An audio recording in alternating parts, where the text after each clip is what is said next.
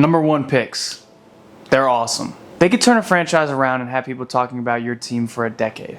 But what if I told you they're not always awesome? The number 1 pick is probably the best asset a rebuilding team could have, but it's also the riskiest. High risk, high reward. Choosing a prospect is already difficult enough, but choosing amongst the entire pool of prospects, now that is a gift and a curse. The Ringer described Zion as a gravity-breaking athlete who has the skill set to be one of the best all-around superstars in the league. Bleacher Report said even if he doesn't reach his potential, he will still be representing the Pelicans in the All-Star game for years to come. Zion was the can't-miss, change your franchise's future prospect in 2019. And here in the 2026 offseason, he has made only 2 All-Stars and is being shopped around in trade talks. The Ringer said that DeAndre Ayton had a body built by the basketball gods to create an elite 2-way prospect. In that same draft, number 2 was Marvin Bagley, Wizards legend, who was described as a complicated prospect, but just a skinnier Zach Randolph. 8 years later, we know that Ayton was not created by the gods of basketball, or if he was, they forgot to put a brain in him. And Marvin Bagley didn't quite live up to the hype. But the Wizards should go out there and re-sign him this offseason. But hiding just behind them in the 3rd overall pick was 19-year-old Luka Doncic. By far,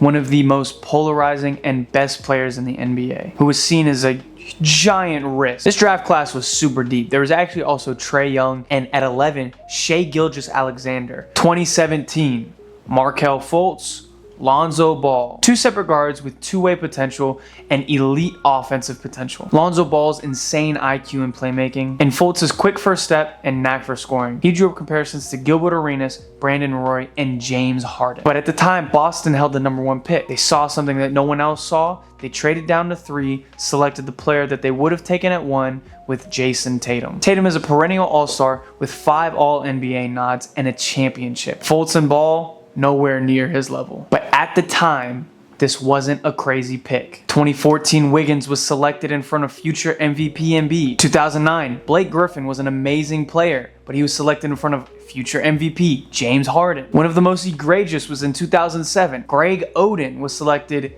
as the safe pick, above who else but Kevin Durant. And then in 2013, Anthony Bennett was selected in front of like literally anybody in their draft class. My point is, drafting is hard enough, but drafting at number 1 is the hardest pick in the draft. When given the freedom of anyone, it feels like no matter what, there could be a mistake down the line. Being locked into paying a rookie that number 1 overall pick money will set a team back for years if they don't pan out. On the flip side, they got him on a cheap deal if he does exceed expectations. When you have a class like Wemby or LeBron, it's really a no-brainer. You select a superstar, you got him on that cheap deal for 4 years, you make moves. Even Cooper Flagg from last year's draft class, he was consensus number 1, but he wasn't truly a generational prospect. So there was still somewhat of a risk. This brings up the Wizards' predicament in this upcoming draft. There are 4 guys that are remotely comparable to Cooper Flagg's level in this draft class. Normally, in a class where you don't know who goes number 1,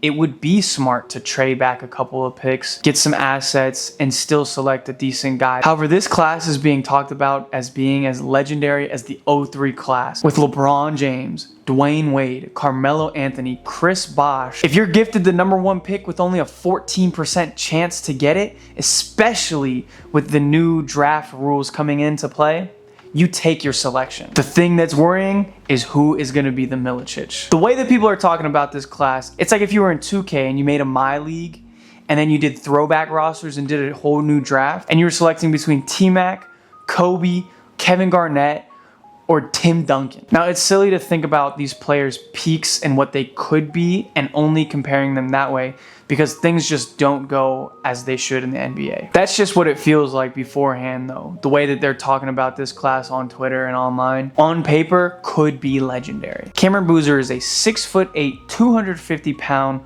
all-around winning basketball player. He won awards in high school, in college. He won an MVP in the FIBA 2024 U17 FIBA World Cup. According to Draft Baller, which is a database that you can use to compare different people's collegiate careers in basketball, he is a true #1 prospect this year. He can do everything on the court. He can score from 3, he can score in the paint, he uses his 250-pound body, and he's the best post playmaker / post player in this draft. Normally, you'd look at a guy like this and say, no brainer. Take him and don't look back. People have him falling down to 3, even 4 in some mock drafts. Boozer's comps aren't flashy. High-end Kevin Love or Domantas Sabonis, who are both great players respectively. He's viewed as the NBA-ready prospect. That phrase is thrown around quite recklessly when talking about prospects for the NBA. Ben Simmons, Jahlil Okafor, and even Greg Oden were somewhat ready NBA players. None of them panned out. My point here is sometimes the safe pick isn't even as safe as it seems. But how is this potential superstar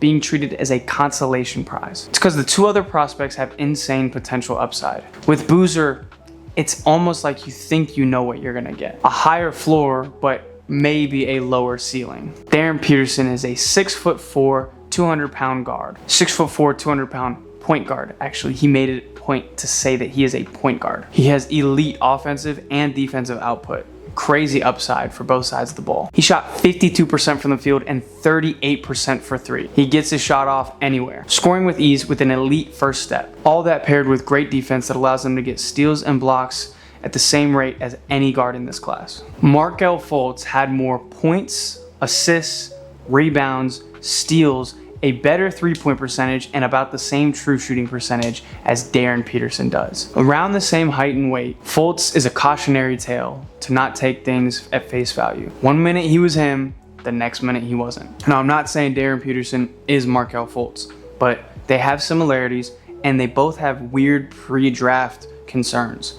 Markelle Fultz's shot was funky, but Darren Peterson has serious injury concern. He missed a lot of time during his collegiate season due to full body muscle cramps. He would often check himself out of the games when he felt like he was pushing himself to a limit. He says he'll be ready come NBA time, but how do you know? It's a big question mark, and it's really concerning, especially for a team like the Wizards trying to develop players and get to heights that they've never been before. Peterson is as polarizing as any prospect that we've seen, but he's as much of a dice roll as anybody as well. That leaves us with one guy, the player on top of every single mock draft you see. The surefire, 6'8" athletic freak. They say he's T-Mac-esque. They say that he has flashes of this and that, and he could be great. Of course, I'm talking about Andrew Wiggins. I'm not actually talking about Andrew Wiggins, but some of these articles, you could slap AJ Debance's name on there and I wouldn't bat an eye. AJ is also a 6'8" athletic wing with smooth moves that can get to his spot anywhere in the mid-range and has a beautiful jumper. He shoots an average 33% from 3, but was an absolute freak athlete getting to the rim. AJ Debance shot 69% at rim field goals during his freshman season at BYU, and only 21% of his rim attempts were assisted. So that means the opposite of 21%. That means 79% of his attempts were completely by himself. He's an insane shot creator. He has twitchy speed, which at his height is a mismatch magnet. Funny enough, a very similar build to Andrew Wiggins, who is touted to be a future superstar. If I remember, people were saying that he could be the next LeBron. They gave him the nickname Maple Jordan. Wiggins crafted out a decent career, getting 1 All-Star nod in 2021 with the Warriors, but outside of that was a pretty decent 3-and-D player throughout his entire career, which it's not bad. But the hype that was being pushed, he didn't live up to it. Brings us back to AJ. AJ Debance's stats speak for themselves. 25.5 points per game, just under 7 rebounds and 4 assists, while shooting over 50% from the field. He's got everything you'd want in a superstar, including no injury concerns and an abundance of confidence. His charisma makes him easily marketable in the NBA, and I guess he's actually already friends with Adam Silver. But there's always nothing wrong until we're 3 years down the line, and then everybody looks back and says, yeah, obviously that pick wasn't going to work out there. This, in my opinion, is truly one of the hardest decisions an NBA team has ever had to make. A draft class this loaded is too talented to let someone else dictate who you choose. But if chosen incorrectly, it could set the Wizards back years, coming off of already a decade worth of rebuilding, basically. Not really, we've really only been rebuilding for 3 years. We've just had a decade of not great play, and I attribute that to Ted didn't really want to focus because he really liked the Capitals. So then the GM wasn't really great, but it was also like really the owner's fault.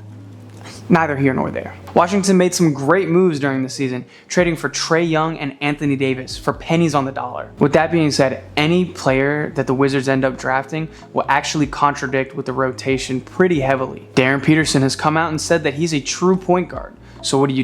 Do you trade Trae Young before he has a full season?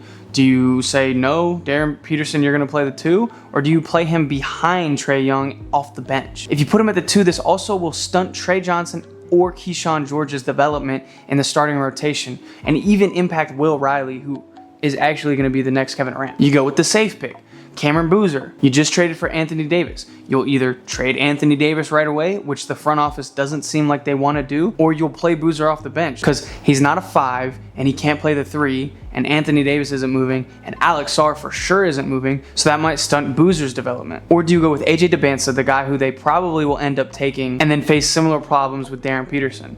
You're going to stunt Keyshawn, Trey Johnson, or Will Riley's growth. No matter what, there being a sacrifice at every single position that they pick, they need to get it right. They can't afford to pay this player number 1 pick salary, have him play number 1 pick minutes, and then them not develop like a number 1 pick, because they already have talented players that are waiting to grab these minutes. In my opinion, if they get this wrong, they've wasted an entire developmental season for the entire squad.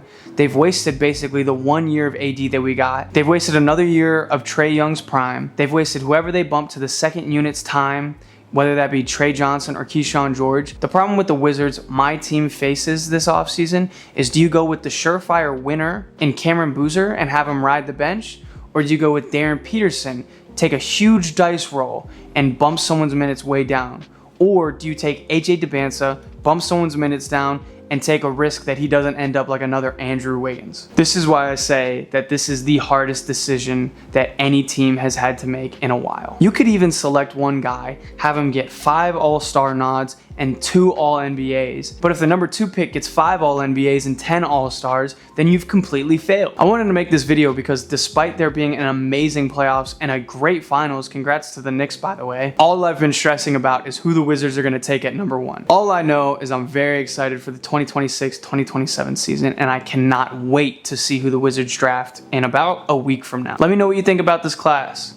Who should the Wizards take? Who's going to end up being the best? Will the Wizards ever make it to the playoffs again? Thank you guys for watching. If you made it this far, I got my socials in the description. I also have a Substack on the Wizards if you want to read up on that. Go ahead and leave a like, subscribe. I hope you enjoyed the video, and I will see you next time.